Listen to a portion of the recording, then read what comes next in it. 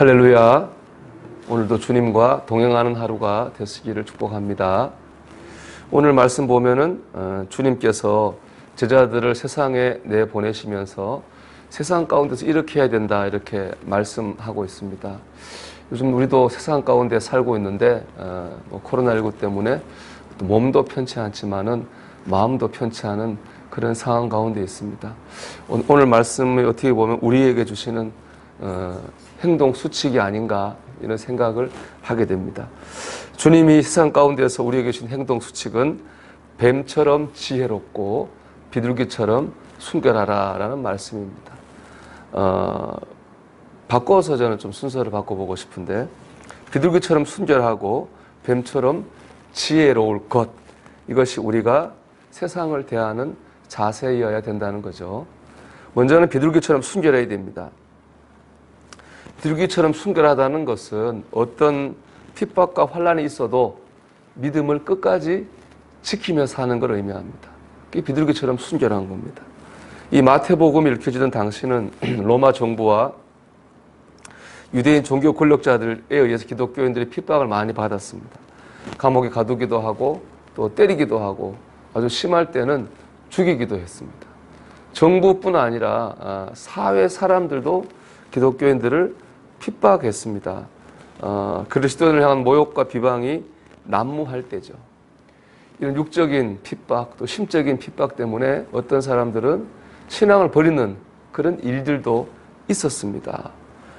비둘기처럼 순결하라는 말씀은 이런 고난과 핍박 가운데서도 신앙을 버리지 말고 믿음을 지켜야 된다. 바로 이 말씀입니다.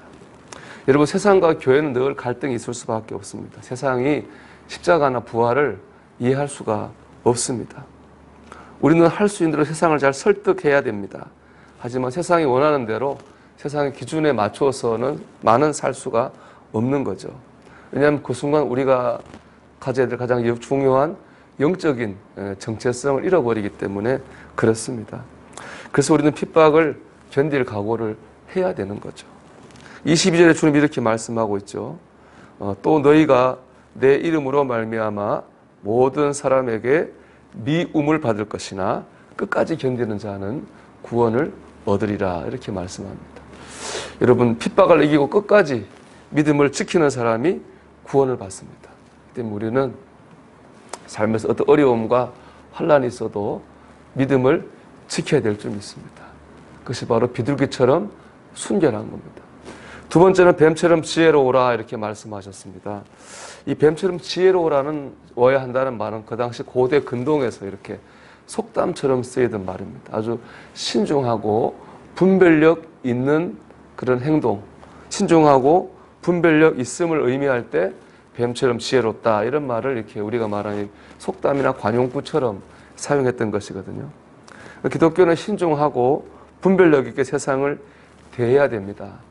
감정적으로 혹은 옳고 그름의 관점에서 세상을 대해서는 안 됩니다. 그렇게 신중함을 잃고 분별력을 잃으면요, 원래 의도와는 다른 결과를 나타냅니다. 우리는 잘하려고 했는데 오히려 나쁜 결과로 나타나는 거예요. 우리는 하나님의 영광을 드러내려고 했는데 오히려 하나님의 영광을 가리는 그런 결과가 나올 수도 있는 거죠. 그래서 고린도전서 10장 23절에서 바울은 이렇게 말합니다. 모든 것이 가하나 모든 것이 유익한 것은 아니요 모든 것이 가하나 모든 것이 덕을 세우는 것은 아니니 이렇게 말씀합니다. 우리가 모든 걸 할 수 있습니다. 근데 그 중에서 뭐가 하나님 나라의 유익이 되는지를 신중하게 생각해 봐야 됩니다. 우리 모든 걸 할 수 있어요. 근데 그 중에서 뭐가 하나님의 덕을 세우는 것인지를 우리가 가정과 세상에서 생각해 봐야 됩니다. 그럴 때 하나님의 영광을 드러낼 수 있는 겁니다. 그렇지 않으면은 우리는 믿음으로 한다고 했는데 오히려 가정과 세상에서 하나님의 영광을 가릴 수도 있다는 것이죠. 우리는 정말 어떤 행동을 할 때 신중하고 분별력이 있어야 됩니다. 이를 위해서 중요한 게 있습니다. 내가 앞서 나가면 안 됩니다. 하나님 의지하고 기도해야 됩니다. 오늘 보면 19절 보면 이렇게 주님이 말씀하고 있어요. 너희를 넘겨줄 때에 어떻게 또는 무엇을 말할까 염려하지 말라.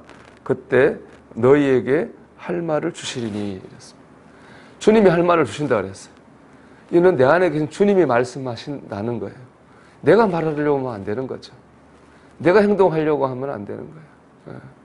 제가 보니까는 제일 어려운 게 있어요. 우리가 가만히 있는 게 제일 어려운, 가만히 있는 걸 잘 못하는 것 같아요. 우리가 보면은 좀 이렇게 가만히 있으면 되는데 그 순간 가만히 있지를 못하고 내가 하고 싶은 말을 해야 되는 거예요. 내가 하고 싶은 행동을 해야 되는 거예요. 그건 내가 옳다고 생각할지 모르지만 그건 옳지 않은 행동이에요. 주님이 나를 통해 말씀하시게 하고 주님의 뜻이 나를 통해 이루어져야 되는 거겠죠. 오늘 말씀은 그런 거잖아요. 내가 말하겠다는, 내가 말하겠다는 거니까. 우리가 할 일은 뭐냐?